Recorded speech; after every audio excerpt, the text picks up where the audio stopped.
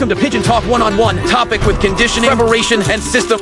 Pigeon Talk with Jaime Lim and Aaron Claudio. Pigeon Talk One-on-One.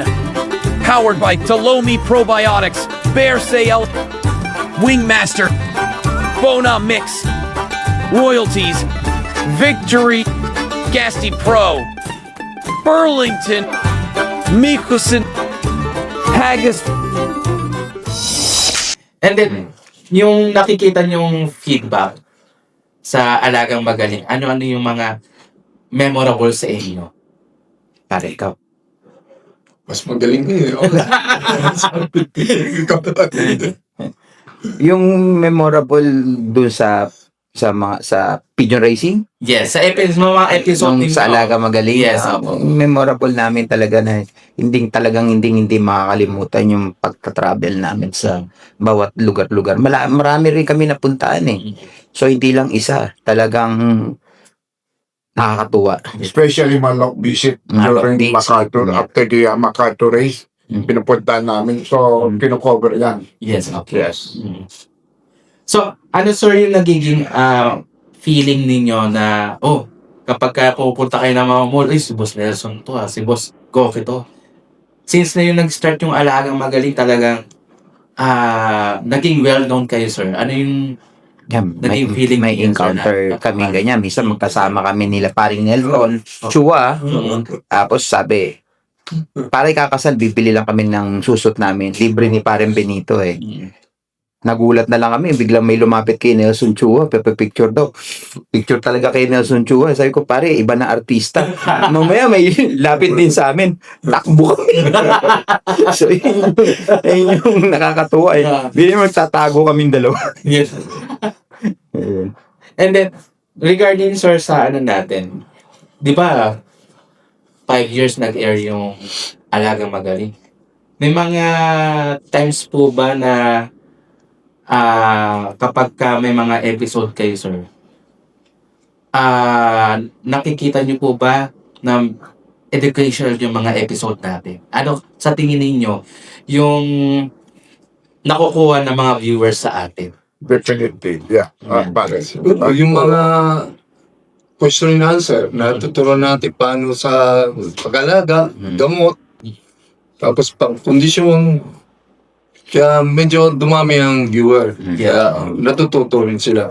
Kasi meron tayong portion na question na every episode eh. Tama. Tapos may rappel bird kami. Yes, okay. Yes. So, ang daming nagtatanong and they learn. Yes.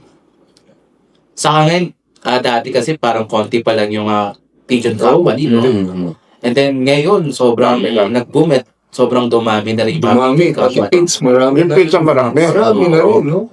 Kumbaga, nagkaroon talaga ng competition within the mga feeds talaga. Ang dami ngayon. Ang daming lumalabas talaga. Sa tingin nyo, naging malaking impact ba sa yung pagpakalabas na pag-air natin ng Alagang Magaling? Sobra. Oo. Sobra. Sa Pigeon industry. Breaking. Nung nag-start Alagang Magaling, before, yung Alagang Magaling, mostly ang pigeon sport nasa Luzon. Yes, gusto mo. Bisaya, Mindanao, wala pa eh. Then after that, ngayon, ang dami nagdam. Bisaya to Mindanao, Zamboanga, I went to CDO, and meron na rin. Zamboanga, pumunta naman tayo sa Zamboanga, pinunta na ko sa CDO. So, I was amazed na meron na rin doon. Cebu, ang dami na rin. Yes, eh. Sa Mindanao, meron na din. Sa pati, sabi ni Paring Nelson, sa Marawi, may boys. Yes, meron na rin po. Bacolod, Marami. Rojas, meron yan. Marami. Sa Rojas, one place yung sa BFRCI, kina Sir Dom, pati kay Sir Kelky talaga. Ngayon, kakatapos lang nung tingin ko nung final lap nila. So far, nasa 80 plus na yung napauwi nilang ibon. Saka mga one-lock races, mga organizer, ang dami ng one-lock race ngayon. Ang dami. So far, nasa 10 plus na ang OLR natin dito sa Pilipinas. Kumbaga, yung time ng Alagang Magaling, wala pang mga OLR eh. Oo. Doon lang ang ginawa yung kwan eh. Excellence na OLR. Pero may nauna doon, RFC, I think. Yes, RFC. Lately, ang dami na. Mount C. Mount C Mount C na una. Mount C ang nauna. And then second yung RMC, sunod yung Excellence. Tapos ngayon yung Alegre. Alegre, Laki, yes. dami. Then Mag-expand MPR, daw sila ng North. North, yes. Gumagawa na rin sila for North. So, successful. And I think the OLR is talagang tama yun para sa man busy sa pagtatrabaho. Breathing ka lang, makita mo bloodline mo, you enjoy the sports even you're busy. Na wala kang oras magdala na kalapat sa club, for loading, wala yung clocking system na dadalhin mo pa sa club. So that's the best solution to ng mga hobbies na walang oras. Masyadong busy. Yes. Kumbaga parang at least doon din, matitest mo rin yung hawak mo linyada na ilipat sa mga all-R. Okay mga boss, mostly kasi di ba meron kayong Q&A portion. Sa Q&A portion nyo, with regards sa pigeon industry, ano yung nakikita nyo mas nagiging mostly na question doon sa segment ninyo? Sa mga sakit yan. Mostly sa mga sakit. Sakit. Mm-mm. Kung anong gamot pa gagamitin mo, papainumin mo para gumaling. Mm-mm. Ang one eye call. Mostly. Yan. Puro one. Ang hirap gamutin. Opo. Para anong ginagamit? Anong gamit ginagamit mo sa when I call? Maxitrol. Kaso gala mo, reseta.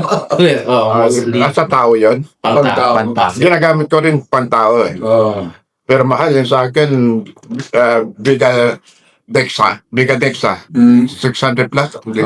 Ginagamit ko, yun ang ginamit ko. Almost the same. Parang mahal din Maxitrol. Pero maganda. Mabilis.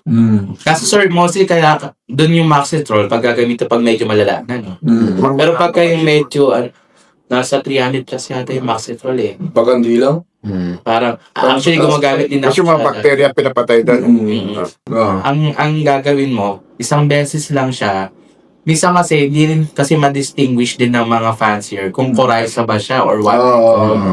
Kasi pag Coryza, sobrang hirap naman gamutin na. Mostly. And then, ang kailangan lang talaga pagka one eye call, maagapan. Kasi pagka di mo naagapan, talagang hirap gamutin. Coryza is related to respiratory. Yes. Yeah. Kaya, lalo pa yung may parang may laman na one eye, parang may puti, na parang butang ng muo. So, dapat lang nila maintindihan na kailangan tanggalin yun. Para, Hindi mawala eh. Yung bukol na yun, hindi mawala pag di mo tinanggal. Kumbaga parang, ayun, mahirap gamutin yun pag hindi nyo tinanggal. Pero kailangan tanggalin siya bago nyo patakan. Ayun sir, ano pa po yung mga mostly question? Siguro yung yun nga yung sa Cure Gold din, di ba? Yung para sa sipon, pag pinatakan ko, nagbibigay na rin ako ng Cure Gold. Oo, so it Para- takes sa kakata. Yeah. Tapos pag ihinalo ko na sa ibon ko, okay na siya. Okay na siya. Ako na lang sasagot na. Madalas tinatanong ng mga, usually mga newbie o what anong gamot bibigay mo during loading para mag-champion next day? Yes, oo. Mostly naman ganun yung nagiging question. Wala namang gamot na para mag-champion. Lahat mag-champion, di ba? It's how you take care of your pigeon management mo from day old up to derby time na maayos ang lag mo sa kay bloodline. Yes. Pero yung bibigyan mo ng gamot para ganun kadali na jump for one is Magic wala. possible. Wala. So, ayun. So, before... So, ayun sir. Before tayo meron po ba kayong gustong pasalamatan or gustong i-shout out sa ating Pare Nelson. Hi sa family. Family is my life. Yes, of course, family is first, di ba?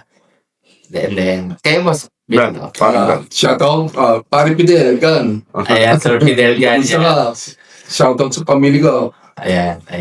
So, ayun. So, before tayo end, gusto lang po din namin magpasalamat ni Boss Jaime Lin sa aming mga major sponsors. Unang-una ang Wingmaster Versilaga and Bonamix, Victory, Ptolemy Probiotic. And then, soon to be, may mga new sponsors kami na darating pa.